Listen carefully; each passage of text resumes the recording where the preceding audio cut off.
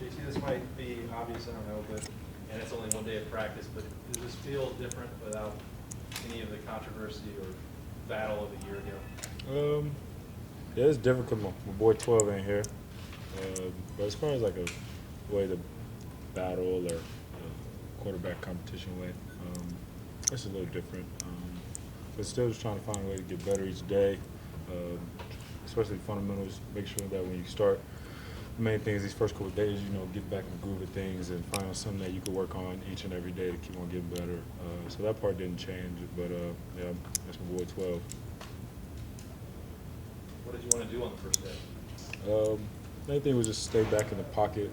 Sometimes I creep up in the pocket and then I'm throwing with, our 6'5" guards and I'm throwing like this over top. And as you can see, I'm not the tallest cat, so trying to stay back and make sure I keep my depth in the pocket. Yep. Coach Meyer talked about the edge of the team. Could you discuss that, what it means to you guys? Yeah, so with edge, where average stop and elite begins. For me, and I think for a lot of the teammates, is something that really hits home, being that everybody can be pushed to a certain point. But wherever that point may be, and it's different for each individual, wherever that point may be, you have to find a way to get through that. And you can't do it by yourself. That's not one of the things. And a lot of times you don't do it for yourself. You do it for your teammates and I guess the bigger cause, something bigger than yourself. So I think with that is something that everybody's pushing towards. So when that point comes, because you don't know when it's going to come. Like he talked about, last year it could have been Indiana for some guys. And the year before that, it could have been Penn State. I know for myself. So it's the point where you feel like you can't go any further, but then you realize that it's bigger than yourself, and that gives you the extra motivation and push that you need to get beyond that and become elite. Given that it's such an inexperienced team, how important is it to have that kind of definition? Yeah. So with being a young team, I think just having something like that, because for a lot of those guys, they haven't even played a snap, so let alone where it's like on the road and it's overtime and we're down by 7, you know what I'm saying? But you try to create those situations in practice so when they come, game time, and when they do come, because it's going to come in the season, we don't know when, but just try to make sure that they're ready. And I think, like you said, the definition of the young guys is very narrowed down, so it's easier for them to understand.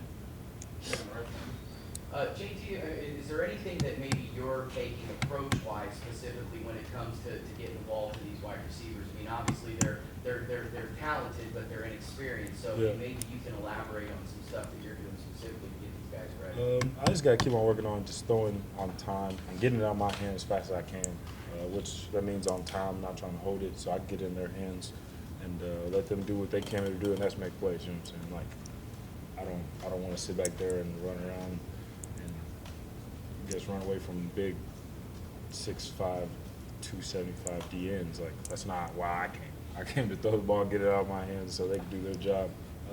So I think myself is help them understand like spacing of things. The passing game is all spacing and timing. So understanding spacing, and then understanding the timing. So whether it be an in-breaking route, and let them understand like, hey, you got time to work because we have another route right here.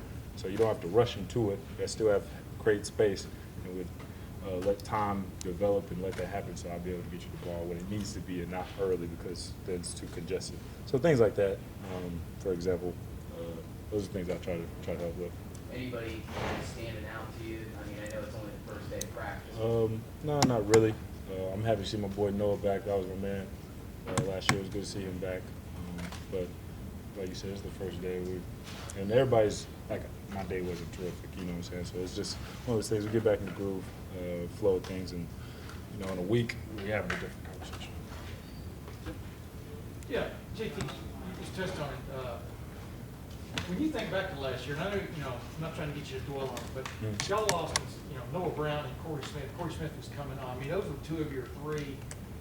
How tough was it to get a passing game going as you watched it from the bench and then stepped in there? But then number 2, what do those 2 guys especially bring to the table that you saw maybe even today?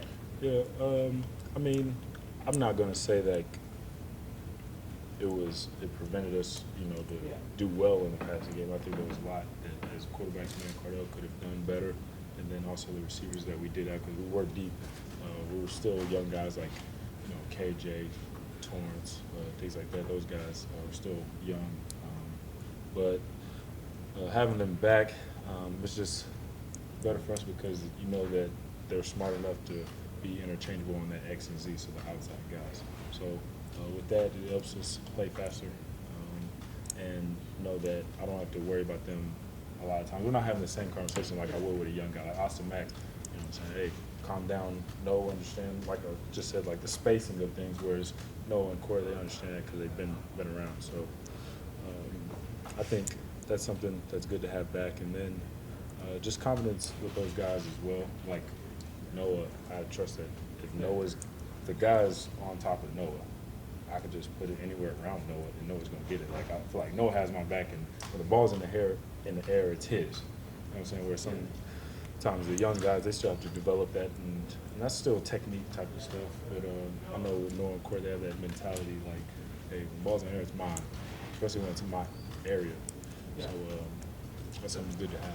So Noah's kind of your Marvin Harrison. No. But to pass that, I'm just looking at that group of receivers when you guys are warming up, and I mean, hardly any of those guys have played. Can you get enough? You're a quarterback. Can you get enough experience with those guys in a preseason camp to make it to group it? Yeah, I believe so.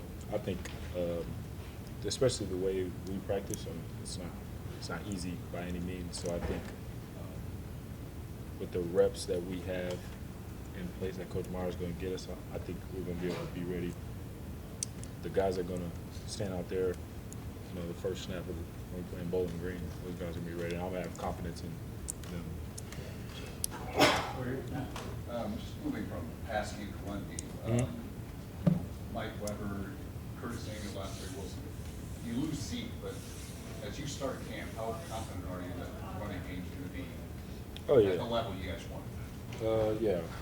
Coach Alfred, he's going to have those guys ready to go. And here at Ohio State, that's what we're about. We're going to run the ball. Like, we're not shy to say that. We're going to run the ball and do it well. So with that being said, I don't have any, lack of confidence, or there's not going to be any hesitation with those guys and calling those type of plays because Coach Alfred is going to do a great job of making sure Mike Weber's going to be ready. And Curtis, he's been back there before. Same thing with Dontre, but Dontre is going to get a little more inside stuff, which he could definitely do. So. What, just Mike Weber, what jumps out about him? I think the main thing is, he's low to the ground. I think he's a very hard runner, but it's hard to get at his legs because he's so low. I'm not saying he's the shortest, but his center of gravity is low, so I think that would make him difficult to tackle. And then he has a motor like any other. I think with him being behind Zeke for a year, same thing with Curtis when he was back there in 2014. What Coach Alfred teaches, and then seeing somebody do it in front of you, then you see that playing running back, it doesn't matter if you're blocking, running, run blocking. For me, all these different things, like you just got to go at a high tempo all the time. And I think he's definitely learned that from Zeke, which is going to come out in this game. JT, I know you spent a ton of time with him over the years, and you were friends off the field too, but on a day like this, do you miss Cardale, or are you like, oh, God, I'm done with that guy, I'm glad he's gone, I'm sick dealing with him? No, Cardale, we all know he was a character, but I do miss him just because our room is not as lively. I mean, it's hard to get emotion when you watch y'all guys going to talk to Joe Burrow in a couple of years, try to get him to smile a couple times. It's tough duty, you know what I'm saying? But Cardale, he was something in our unit room that was help everybody relax, and always had something crazy to say. But no, I'm probably going to call him FaceTime tonight, see he's there too. They still in camp, see how his day's going. But from what he told me, he's getting better, so I think it's good. I mean, have you guys communicated much? Yeah, I talked to him, what's today, Sunday? Probably Thursday I talked to him. So. Do you think you'll always sort of have that connection just because of being in the room together and competing against each other and being friends? Like, will that always sort of stay with you? Yeah, I believe so. he's just one of those people. I knew he had my back, and I think when you compete against somebody, I think that was the kind of thing. I think oftentimes, I guess, throughout the past and history, that if when you're competing with somebody, it's almost like you don't like them or things like that. But with me and Cardell, it wasn't like that. Like if he did something, I was happy for him, and then if he needed help with something, whether it be me or him, we helped each other out. And I don't think that was a common thing. And it was hard for some people to realize that. Like I don't know how many times people ask me like, "Are you and Cardell really friends?" Yes. And it was weird because that's all I knew. I mean, I really didn't compete for a position, I guess, before. But yeah, it was my guy. I think that's a life relationship I'm gonna have. Are you calling Michael Jordan still Marcus Jordan? Has he earned the right to be called Michael Jordan yet? And then Mike Jordan, I call him Mike.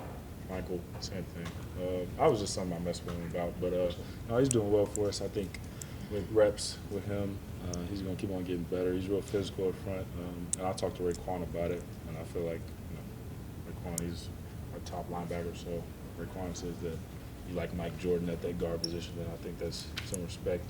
So it's pretty good.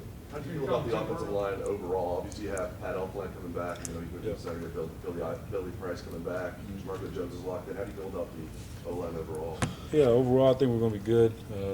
I just got to get those guys, make sure we keep them flying around. I know sometimes the O-linemen, when you're playing up-tempo offense, they're looking at you like, man, I hate you. But I got to push them because when it comes down to the game, they're going to be more tired than us. We've been doing it. So just, I know you give them the looks, but let's get it together, baby. We're going to keep on pushing. But no, I think all those guys that you mentioned, Coach Stubbs is going to do a great job of having them ready to go, and we're going to be real physical up front. That's what we're about. Got time for one more, Mitch? This is such a young and inexperienced team.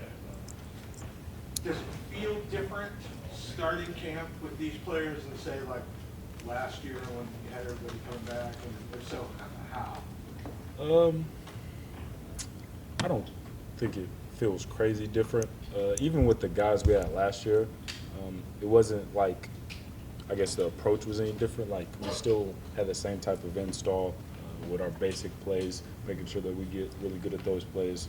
And that's the same thing we did here. So even as, I guess, with the experience we had last year, it wasn't like there was a different approach. And we still had the same feel. Everybody came out there juiced up, ready to go. It was just different numbers, different faces. But it wasn't, I guess, a crazy difference because their approach was the same. I think it would be different if it was like last year. We didn't, I guess, go over some of the basic things since we were older, but that's not how it works. So even with our basic stuff that we have, we always try to make sure that there's something you can still get better with those plays as well. So I think that's something that, I guess, didn't make a difference.